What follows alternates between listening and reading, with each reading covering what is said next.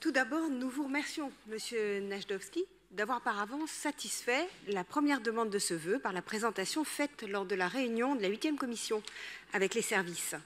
Pour autant, la deuxième demande du vœu justifie son maintien et d'avoir un débat.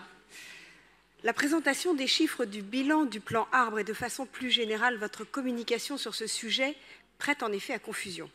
Depuis 10 ans, l'Open Data propose des données en libre service, dans un souci de transparence. Y figurent des données sur les plantations d'arbres, précisant la date, la localisation des plantations ou encore les essences, et c'est très bien. Ces chiffres cumulés, que nous suivons attentivement, ne concordent pas du tout avec vos communications récemment autour du plan climat, par exemple.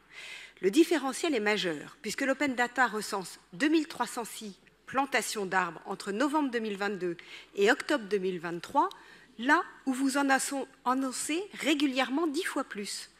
Ce qui devrait être transparent est donc en réalité flou. Pourquoi une telle différence?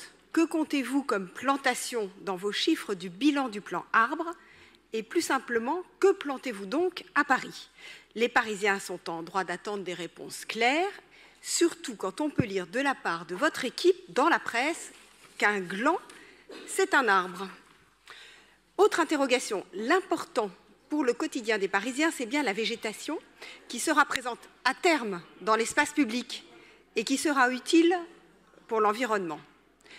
Présenter des chiffres de plantation sans évoquer ceux des abattages, voire même les conséquences de la sélection naturelle, ce n'est pas très utile et c'est juste du chiffre pour afficher du chiffre. Nous attendons donc des réponses précises à toutes ces questions et nous vous remercions.